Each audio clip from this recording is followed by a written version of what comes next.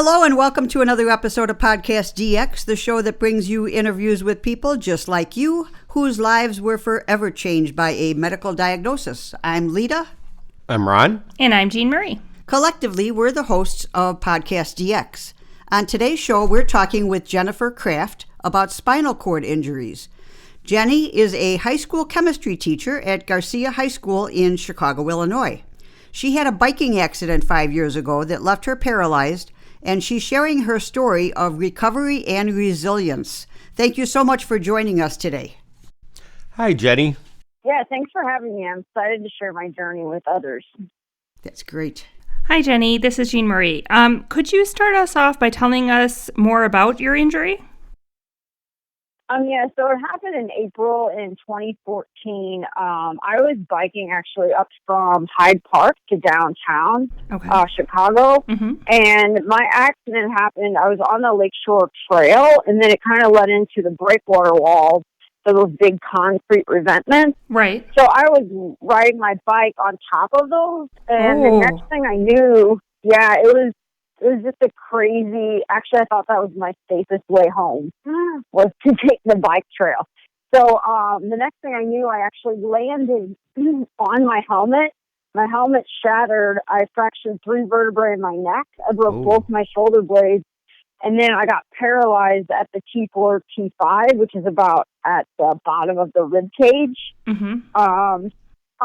the time, I had no idea what I fell off of. I was totally out of it. I was really lucky though. I was actually able to, I had my cell phone on me. Oh, that's good. So I was actually able to call 911 myself. I did at the time, I kind of felt like my legs were floating in the air. So I knew I was in bad shape and I couldn't move at all. So I called 911. They couldn't find me. It was hard to find me because I was down by the lake. I could see the lake right next to me. So I was trying to, and when you're biking, you're not really sure exactly where you're at. Right. So then they were able to find me, but it took them 30 minutes to find me. Oh, they had traced the phone call. I ended up getting on the phone with my ex-boyfriend at the time. He reached out to all of my family. My youngest brother, he was at Northwestern when I arrived. But later on, I actually realized that I fell 9 feet. So I should have died or I should have been quadriplegic. So I honestly feel extremely blessed to have just become a paraplegic. So I have full use of my arms still. Okay. Wow, that's an amazing. The injuries were extensive. Now you say that you fractured your neck, your vertebrae in your neck. However, the paralysis was at the thoracic area. How did that area also get injured, or was that from the shoulder blades being broken? And when did you first learn exactly what the extent of your injuries were? The main thing, the vertebrae in my neck were just a little bit fractured. So I didn't break them all the way. So that's why the spinal cord wasn't injured. Okay. So that's why, so then how I got paralyzed at T4, T5, that's where I had the compression of the spinal cord happened at that T4, T5 level. Okay. Yeah, right. So a helmet won't help you down there, huh? No. Yeah. Yeah. So, I really learned about the extent of my injuries. I really learned kind of 2 days later. It's kind of interesting because your body goes into shock. So I didn't really get the pain until I got to the emergency room. And then that's when I really started feeling the pain from the accident. Okay. So I went through a 12-hour surgery. I woke up probably you had to have these morphine pumps. You get to hit it every 30 minutes. So I was on that for a while. So to be honest, I was super out of it for at least almost a whole week. Okay. So I didn't really understand my injury until probably about a week later. And then at that time I realized that I couldn't sit up. I couldn't dress myself. I couldn't roll over. I couldn't go pee or go to the restroom by myself. I had no sensation from that T4, T5, like all the way down to, so I couldn't move, and I also couldn't feel any parts of my body all the way down. We understand that spinal cord injury can be devastating, and spinal cord does so much in a person's body. It takes care of so many different things. So what do you think the part of the central nervous system that was injured, what do you think is the worst part of your injury? I wouldn't say the worst. Well, the one that has the biggest impact on your life. Okay. Well, I think for me, it's like the main thing is my body can't communicate right now. So my brain isn't communicating. As soon as it hits that T4, T5, it can't communicate with the rest of my body. Okay. So obviously, like my heart's still beating. Anything that is involuntary still works. Mm-hmm. So anything that is like needs to come from my brain, from the central nervous system, like I need to like tell my leg to like run, or I need to like release my bladder to go to the bathroom. Okay, so anything anything that you have to do that's below that spot, right? Yeah, exactly. So that's the struggle, is that I can't, anything that I used to be able to control from that part down, I can't control. Or I also don't have sensation. So, like, for example, if somebody stabbed me in the leg, I wouldn't actually feel it. Wow. Right. I would get probably some, like, headaches, because it's called autonomic dysreflexia, which means that there's something going on below my injury. So for me, it causes headaches. It kind of, different people get different sensations, but I'll get like a really bad headache, and then I'll know something's going on. So if I have a urinary tract infection, for me, I actually do feel a little bit of burning, but I'll also have like these headaches. Okay. So I'll know that something's going on. Okay. Yeah, you can tell that you're a teacher because you can explain things in a very eloquent and clear-cut way. Were you very active prior to your injuries? Yeah, so I played college soccer for Aurora University in the suburbs, and like I've always been extremely active. Like I love biking and running and doing anything active, and being outside was like the thing I did. Right before my accident, me and my ex-boyfriend actually traveled like 17 national parks in 1 month, like camping and biking. Oh, wow. Yeah, you were definitely. Yeah. Now, have you been able to get back into that a little bit, or? Well, what I love is that there's so many organizations in Chicago that just offer so many free things. Dare to Try. I did a triathlon with them. They do free trainings. And I do hand cycling now, which is like one of my passions. I learned how to swim again. I've kind of done a little camping. We're still kind of working that out with me and my fiance. Oh no! Okay, so now there's a fiance. Very good. Yes. So I met, and dating can be definitely another thing to kind of get over. Like, you're in kind of a different body. You have to really learn to communicate really effectively. Which, I mean, you can kind of get away with stuff, I think, when you're not in this condition. So I met him. He's actually, he's in India, but we've been able to make an amazing relationship. I've been to India 3 times. Oh, He's nice. been here 3 times. So he's super supportive of my recovery and my growth through this whole process. Okay, that's one of our bucket list is trip to India for sure. Yeah. Oh yeah, right, you guys can come to my wedding. Oh, wow. that would be amazing. We've had a couple of Indian weddings. Yeah, and in our I've been following a guy on Facebook that is he's like an instructor for yoga, and I mean like intense yoga. And he actually takes people to India for retreats. Okay. Yeah. Yeah, I wanted to go to that. Mm-hmm. Jenny, I'm just going to jump back a little bit. Did you say you went to Aurora University? I think Yes, I did. Oh, Amazing. So did we. Boy. I'm looking right at Lita right now. We're both alums from AU as well in And TR. it's the Fighting Tadpoles? Is that right? Exactly. Okay. Tadpoles. Oh, that's awesome. Yeah. I graduated in '02 from there. We I have may no have idea seen you. when I We were graduated. like 98, 99, Yeah, something like yeah, that. we were a little bit before you. Oh, cool. Yeah, they we're both got their masters from a Aurora. little bit more like wine aged than Yes. you are. So yeah. Wine aged. There you go. Hey, can you do us a favor and explain to the listeners out there the different types of spinal cord injuries that people may get? Yes.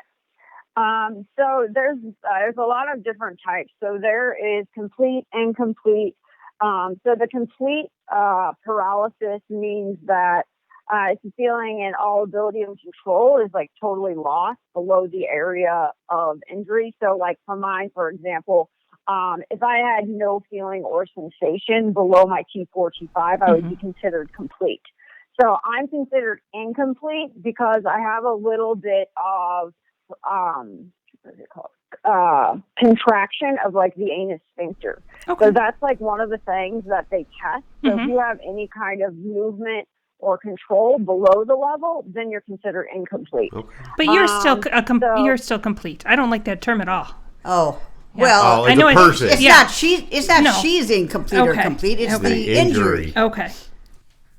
Okay. Yeah. So and then like I have a theory that they tell everybody in the beginning that they're complete. Just it's just depressing. And so then I had them retest me actually because they do this thing called Asia testing where they go all along your body and they'll do like little pin pricks and then they'll do like little soft like cotton. I think that I don't like the test at all. I think it's just very inconclusive. Sure. So I think that they have a lot to go when it comes to medicine and it comes to spinal cord injuries. I think that they should stop categorizing people complete or incomplete because I know a lot of people that have gotten a lot of return back, even when they say that they're like complete. I know that the body wants to heal, and like even when they said to me in the beginning that, "Oh, you're never going to walk again, you're complete," I was like, "Whatever, you don't know anything." Oh, good Like, for you you. know, I was like, "You don't know my body. I've been with it, for 34 years. I got this. Like, let me try." Right. You know? Well, I'm glad you were able to advocate for your Advocate for yourself. for yourself. Yeah. You belong to the Shirley Ryan Ability Lab, right? Yes. Yeah, and they have been ranked number 1 in rehab medicine for, I think it's 28 years straight. So if anybody can get people to walk again, it's going to be that place. Right. And maybe a functional MRI while they're doing the testing might be helpful because it could actually Show which parts of the brain are. right, that the brain is actually activating with sensation rather than, because I'm sure that test has to be extraordinarily stressful because you want to feel, and I just can't even imagine the stress that would put on you. But yeah, once again, thrilled that you were able to advocate for yourself. Yes. Yeah, and I think that's a huge thing with people with disabilities. Like, if you don't advocate for yourself, and I've been very blessed. I've had we had to fight tooth and nail to be able to go to Shirley Ryan because I had an HMO at the time, and they did not want to pay for Shirley Ryan. Oh, wow. They wanted to go to they wanted my best friend. I don't even know what she did because I was out of it, to be honest. But she found some way to make sure that I was at Shirley Ryan for 3 months. Before I left there. And I was extremely blessed to be there for my rehab. I was in really good shape. By the time I left there, I was able to do like my bowel and bladder program myself. I was able to like dress. I mean, it was me taking a lot of initiative too, because I knew that when I went home, the only person that was going to be able to stay with me was my brother. So I mean, he's not helping me dress or do anything. Right. I had to make sure I could make that happen. You know? Right. So. There's. What surgical procedures have you had to help correct the spinal cord injury and other damage that you sustained? I mean, even the shoulder blades. Did you have to have anything to help repair that breakage? Yeah. So unfortunately, there's not anything they can do with the shoulder blades. That's why I was in. Usually you're out of rehab within like a month or two. You usually don't stay in there for 3 months. But my shoulder blades, they have to heal on their own. Oh. So I had a lot of restrictions about bending for at least almost the first 2 months. I did have I can't even. Here's you know what just hit me. So you have shoulder blade injuries, severe shoulder. I mean, those are big bones. So if you fracture those, right, and now you don't have the use of your lower body because of the T4 injuries.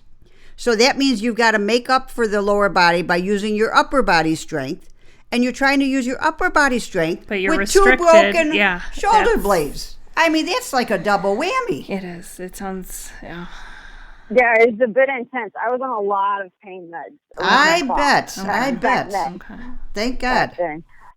Yeah, for surgeries though, they did fuse together T3 to T8, so the thoracic vertebrae of the 3rd through the 8th. Okay. So that happened the day of my accident. Oh, Okay. wow. So I was in surgery for 12 hours. Okay. That's a long. Yeah, and it's like rods. They kind of put Right. in the back. Right.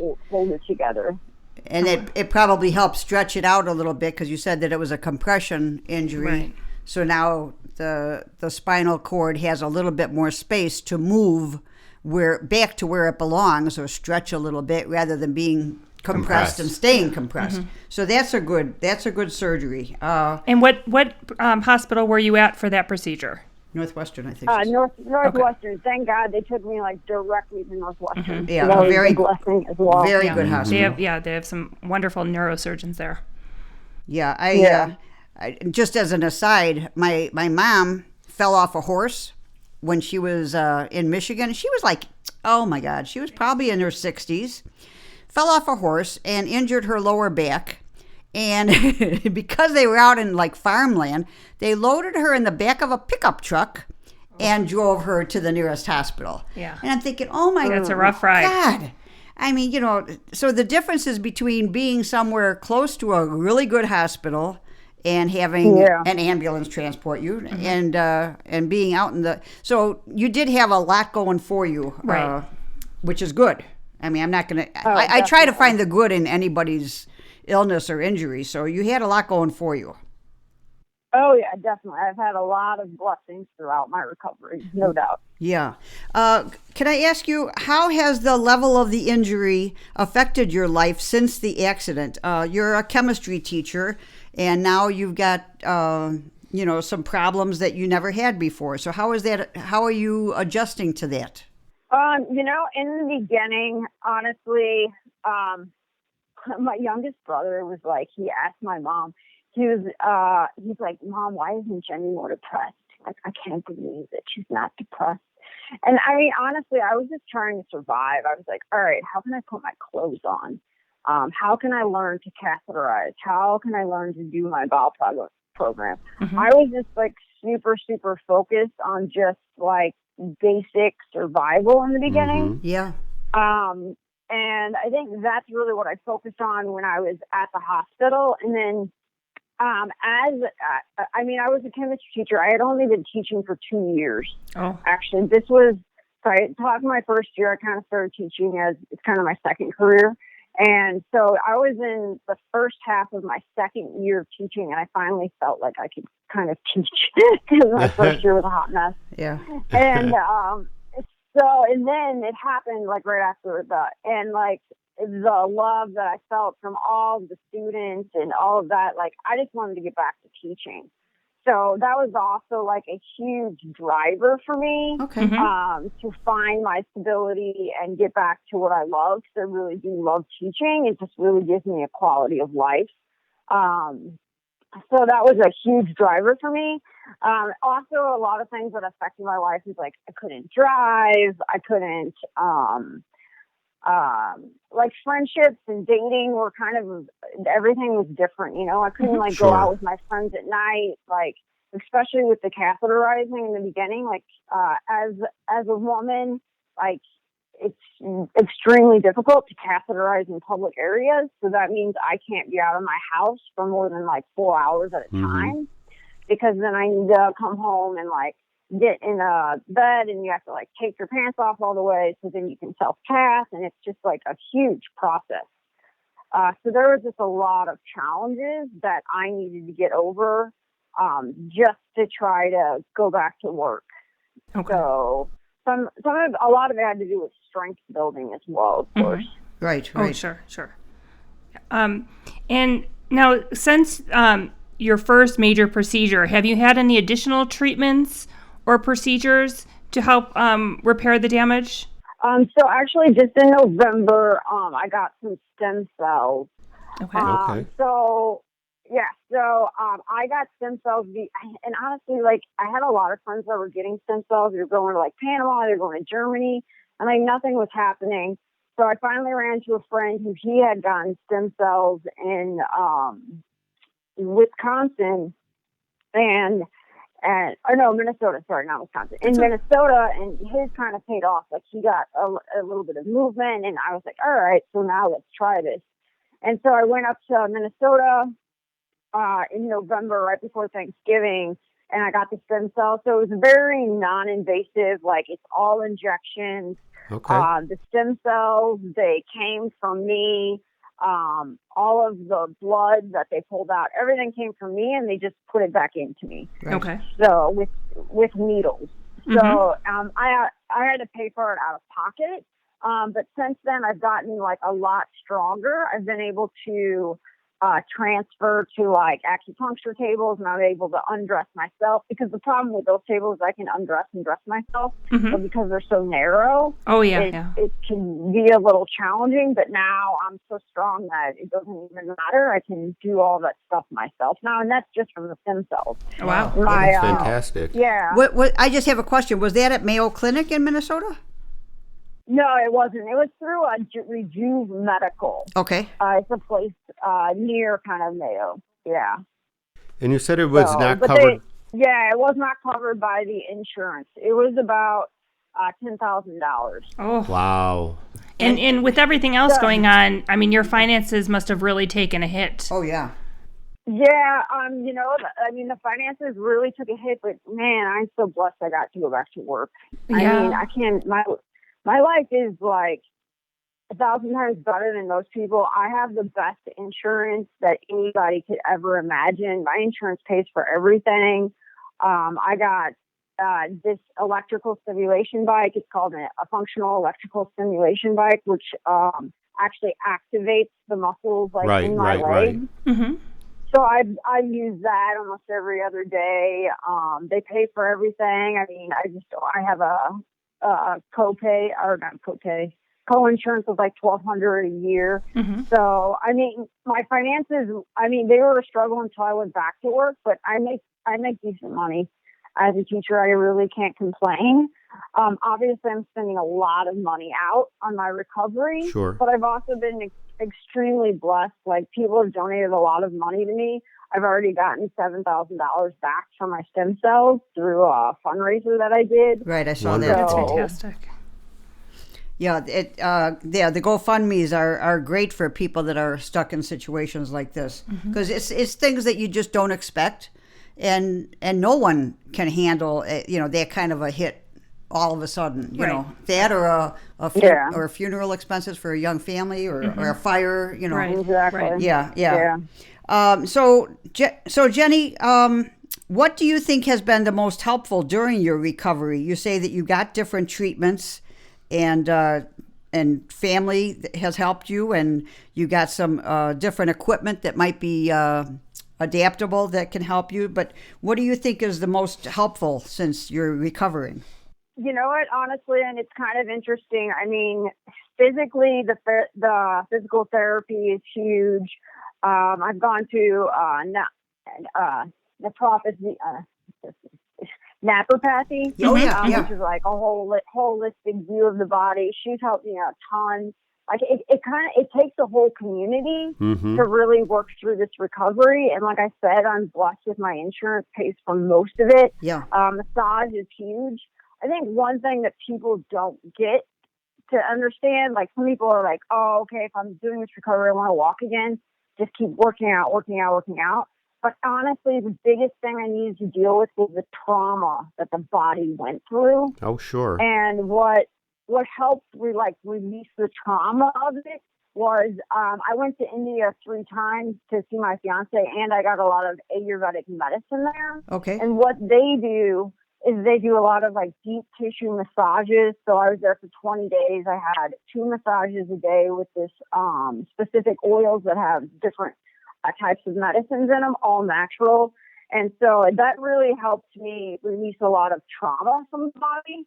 And then also like going to a psychologist, like really like kind of expressing myself.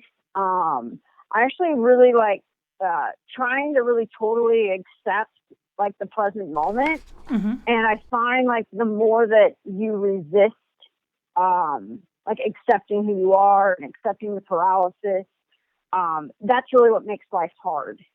That's a very good way to put it, and I think that's a great outlook. Mm-hmm. Yeah, again, we can tell you're a teacher. Yeah, yeah, that you're born to teach. Mm-hmm. Thank you. I do love it. So I mean, I really think like accepting like that present moment and I didn't even know how great it was to go to like a psychologist and talk everything out with somebody who doesn't know anybody else. I just think it was really nice to like release like different emotions. Like I never really cried before my accident. I finally like learned how to like just really express myself and really like enjoy crying and releasing like those emotions that I've had. And honestly, I've even been able to release trauma even from further in the past. Oh, wow. Even in just like my accident because of this process that I've been through. Jenny, you and I actually met through an organization I've been with for a while called Dive Heart. We do adaptive scuba diving for people with disabilities.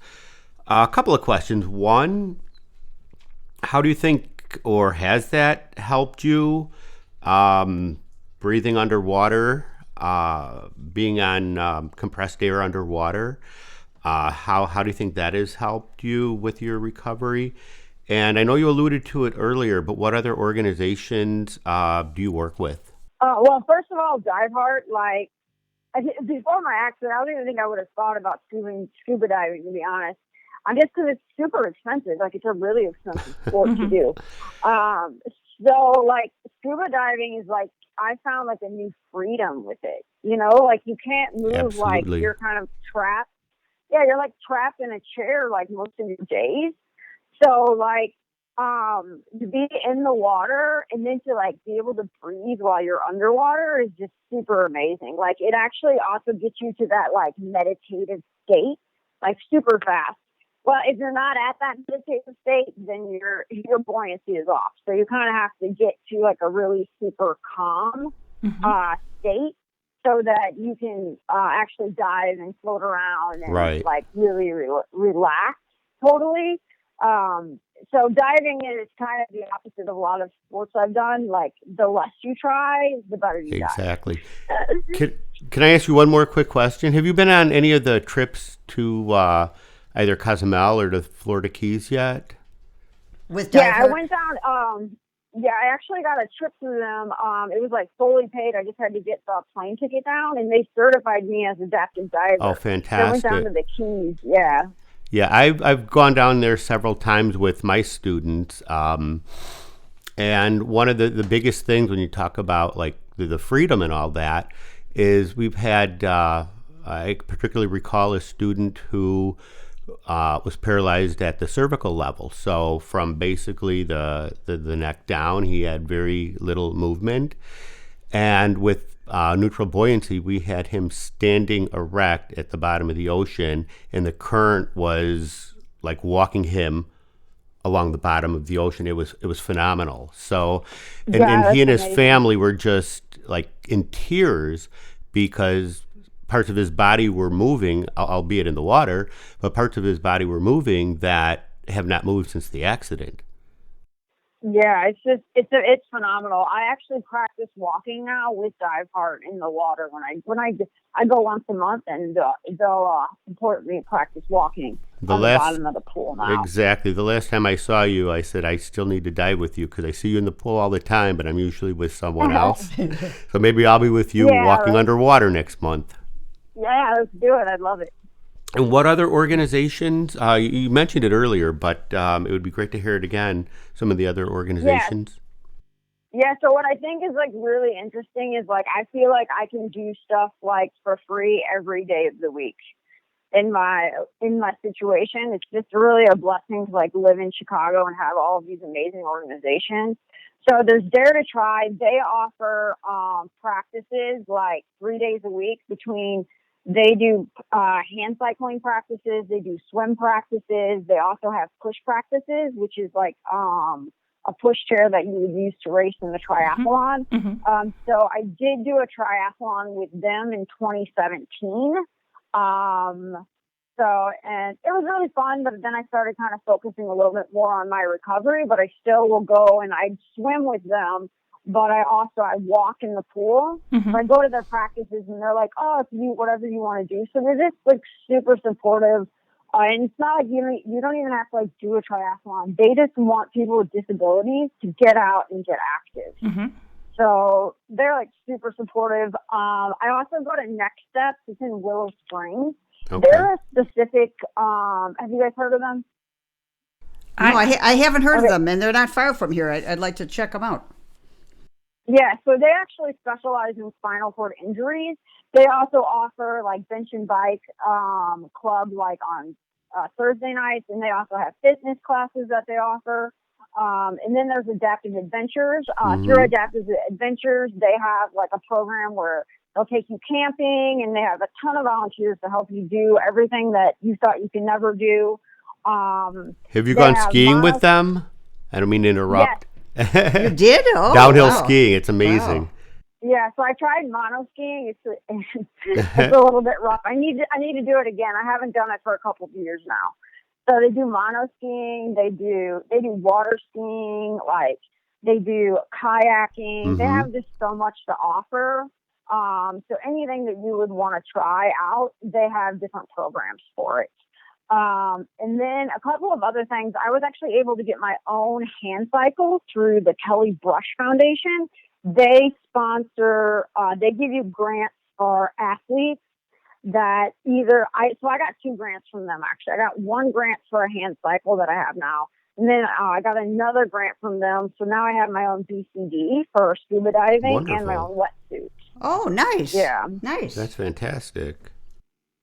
Yeah, and then there's also the Challenged Athletes Fund.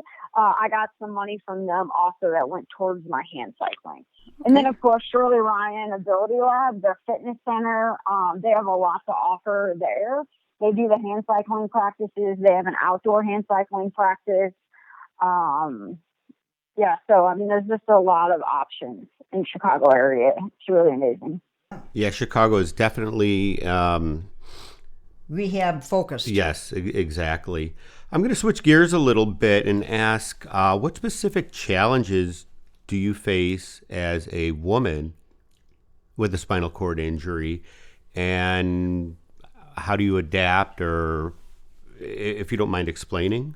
Yeah, so I think some of the major things, and last time I checked, and the statistics probably not super exact right now, but women only make up 12% of the spinal cord population. I think it's more now because women are starting to do more of the similar things that men do. Mm-hmm. So that's why the women's spinal cord population is kind of increasing recently. So one of the things is catheterization. It's a little bit harder for us because anatomically it's a little bit harder to get to the urethra. Mm-hmm. So part of that is like you have to take the pants all the way off and then all the way on. So I've invented something called the Easy Access Pants, which I've been trying to get out there because women have a couple of options, right? So you can have a surgery that reroutes the urethra where the pee comes out. It'll reroute it through your bladder or through your like belly button. So they'll reroute the bladder to the belly button. So then you have, it's called a stoma inside the belly button. So then you could catheterize through like your stomach area. So that way you don't have to worry about taking the pants on and off. Right. So that's one of the struggles. And then obviously as women, we don't have as much upper body mass and muscles. So there can be a lot more challenges with taking the pants off as well. So that's why I invented the Easy Access pants, which is a zipper in the crotch, so that way you're not taking the pants on and off every time. Yeah, I kind of wonder if the astronauts probably have something already like that, right? Their suits have vacuum. Oh, they have vacuum. Oh, okay. Never mind. Things you don't want to know. Things I don't want to get into. They used to have like just absorbent material, but now it's vacuum. Yeah. So, are you finding with the Easy Access pants that you designed, are you finding a lot of, I know there's need out there, but are you finding a lot of people interested in purchasing these? Possible side job maybe? So yeah, I've been working with a few people, and I have an Etsy. So I do have a patent for it. So fantastic. At first I was like, I don't know, maybe this already exists and nobody knew. So I had them do a patent search. And then I do have like a year, like a preliminary patent. So I don't have the 20-year utility patent yet. So ideally I would like to try to find somebody to help me pay for that one, because that's the one that's costly. So right now, I'm working with a couple of women. They are definitely useful, and I've sold several pairs out there. It's kind of trying to get the word out there about them to women that need them. So I have a presentation that I'm going to have with Schwab Medical Rehabilitation on March 4th. So I'm going to try to help introduce it out there. Great. Too. That's great. So it's kind of trying to get the word out there. The people that use them love them, though. And so I have one lady that she's buying her second pair from me. She's like, oh, these are great. I have another woman in Canada who has a young daughter that has spina bifida that started using them, too. Oh, wonderful. Super. Yeah. And I was just thinking, like, with the Paralympics coming up, that would be a great place to feature such a product. Right. Yeah. Because I'm sure that, athletes, Now, Jenny, what additional tips, hints, or helpful advice do you have for our listeners? I think specifically for people who are listeners that are in like my similar situation, I just think it's really important to find ways to release the trauma from the body, be it massage, meditation, or finding a psychologist. Like, I think that's been a huge part of my recovery. And then I just think never give up, like, wanting to walk again. Always send positive messages to your body that, hey, you're going to walk again, you're healing. I think that self-talk is like really important to like keep your body and your cells in that really healthy condition. Sure. Because the body, it wants to heal again just naturally.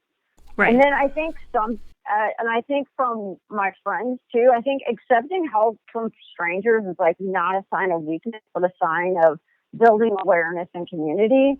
A lot of people are like, no, I just want to do everything independently. But I learned through the process that the more I let people help me and the more I share my story, like the more the community and society opens up and like is able to really understand what it's like to be disabled, because it's really, I just think it's so inspiring. I've met so many people with disabilities now, and they just inspire me every day.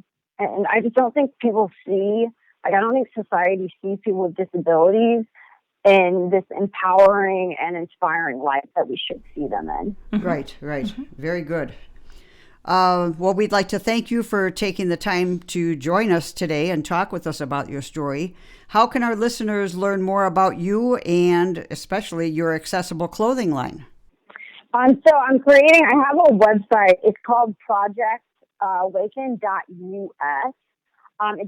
in its very beginning stages. So I'm working on the website. The website's going to have all of the nonprofit organizations I work with and their links. And then I'm going to have a calendar on there actually too of all those organizations and their different dates. So if people want to be active, there'll be a calendar link so that they can see all the different activities. Great. So ideally, because I'm really in the beginning phases of building this, is that I'll sell the Easy Access pants, and the money I make from that I'll be able to put into kind of a nonprofit into building activities for people with spinal cord injuries so they can really get out of the house. So that's one of my big Super. plans. That's wonderful. So, Give it back. yeah. Wonderful. That's amazing. You're a real inspiration. And thank you again for joining us today. We really appreciate you taking the time. Thanks. If our listeners have any questions or comments related to today's show, they can contact us at podcastdx@yahoo.com, through our website, podcastdx.com, on Facebook, Twitter, Pinterest, or Instagram. And if you have a moment to spare, please leave a review wherever you get your podcast. As always, please keep in mind that this podcast is not intended to be a substitute for professional medical advice, diagnosis, or treatment. Always seek the advice of your physician or other qualified healthcare provider with any questions you may have regarding a medical condition or treatment and before undertaking a new healthcare regime. And never disregard professional medical advice or delay in seeking it because of something you've heard on this podcast. Till next week.